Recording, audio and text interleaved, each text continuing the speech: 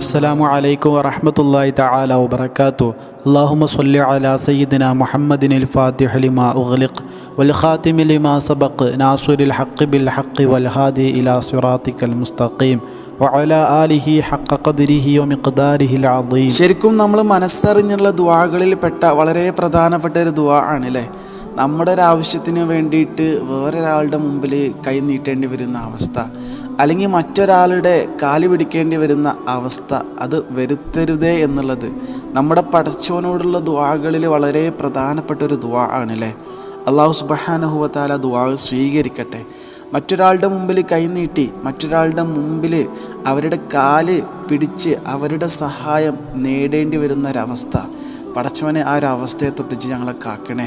ഞങ്ങളുടെ അപമാനം വരുത്താത്ത രീതിയിൽ ഇത് കാത്തു സൂക്ഷിക്കണേ പടച്ചോനെ. ഞങ്ങളെ അഭിമാനത്തോടു കൂടെ ഈ ലോകത്ത് ജീവിപ്പിച്ച് അഭിമാനത്തോടുകൂടെ നിൻ്റെ ഹബീബായ റസൂലുള്ളാഹി സ്വല്ലല്ലാഹു അലൈഹി വസല്ലമ തങ്ങളുടെ പുന്നാര പൂമുഖം കണ്ടുകൊണ്ട് നല്ല അഭിമാന മരണം മരിക്കാനുള്ള മഹാസൗഭാഗ്യം ഞങ്ങൾക്ക് എല്ലാവർക്കും പടച്ചോനെ ഇജ്ജ് തരണേ.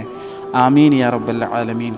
ഇൻഷാ അല്ലാഹ് ഈ വീഡിയോയിലൂടെ പറയുന്നത് ആദ്യം പറഞ്ഞതുപോലെ തന്നെ വേറെ ആളുടെ മുമ്പിൽ കൈ നീട്ടാതെ നമ്മുടെ കാര്യങ്ങൾ പടച്ചോൻ നമുക്ക് തന്നെ എല്ലാ രീതിക്കും നടത്തി തരുന്ന ഒരു സിറ്റുവേഷൻ പടച്ചോൻ നമുക്ക് തരാൻ വേണ്ടിയിട്ട് നമ്മളെ സഹായിക്കുന്ന പടച്ചോൻ്റെ അള്ളാഹുവിൻ്റെ ഒരു ഇസ്മാണ് ഈ വീഡിയോയിലൂടെ നിങ്ങളുമായിട്ട് പങ്കുവെക്കുന്നത്. ശരിക്കും ഈ ഇസ്മ ഉണ്ടല്ലോ, ഇത് ഈ ഒരു കർമ്മം ചെയ്യാൻ, ഈ ഒരു അമല് ചെയ്യാൻ നമുക്ക് കൂടുതൽ സമയമൊന്നും വേണ്ട. ജസ്റ്റ് 1 മിനിറ്റ്, ജസ്റ്റ് 2 മിനിറ്റ് ഒക്കെ ഉണ്ടെങ്കിൽ നമുക്ക് ഡെയിലി ഈ ഒരു അമല് നമുക്ക് പതിവാക്കാം. പക്ഷേ അതിലൂടെ ലഭിക്കുന്ന ഫലങ്ങൾ തീർത്തും നമ്മളെ അത്ഭുതപ്പെടുത്തുന്നതാണ്. കാരണം പണത്തിന് വേണ്ടി നമ്മൾ മറ്റൊരാളുടെ മുമ്പിൽ കൈ നീട്ടേണ്ട അവസ്ഥ വരില്ല, ലോൺ എടുക്കേണ്ട അവസ്ഥ വരില്ല, കടം ചോദിക്കേണ്ട അവസ്ഥ വരില്ല. നമ്മുടെ മക്കളെ എങ്ങനെ കെട്ടിക്കുമെന്ന് നമ്മുടെ തല ആകെ ഡിസ്റ്റർബ്ഡ് ആവുന്ന ഒരവസ്ഥ നമുക്ക് വരില്ല. ഇങ്ങനെ ചുരുക്കി പറഞ്ഞാൽ നമ്മൾ നിരാശ ഒരു റിസൾട്ടായിട്ട് ഒരു കാര്യത്തിനും നമുക്ക് വരില്ല. അല്ലെങ്കിൽ ഒന്നിൻ്റെ പേരിലും നമ്മൾ എങ്ങനെയാകും എന്താകും എന്ന് ആലോചിച്ച് നമ്മളാകെ കൺഫ്യൂസ്ഡ് ആകുന്നൊരവസ്ഥ ഉണ്ടല്ലോ, അത് നമ്മുടെ ലൈഫിലുണ്ടാവില്ല. നമ്മളെന്ത് ചെയ്താൽ മതി, ഈ ഇസ്മ പറയുന്ന പ്രകാരം നമ്മുടെ ലൈഫിൽ എല്ലാ ദിവസവും മനസ്സറിഞ്ഞ് നല്ല വിശ്വാസത്തോടു കൂടെ നല്ല യഖീനോടു കൂടെ പതിവാക്കിയാൽ മാത്രം മതി. കൂടുതൽ നീട്ടിപ്പരത്തി ഇനിയും പറയുന്നില്ല. ഏതാണ് ഇസ്മ എന്ന് പറഞ്ഞുതരാട്ടോ. യാ വഹാബു, യാ വഹാബു, യാ വഹാബ്, ഇതാണ് ഇസ്മ. യാ വഹാബ്, യാ വഹാബ്, ഇതാണ് ഇസ്മ. ഇതെന്താ ചെയ്യേണ്ടത് അറിയോ?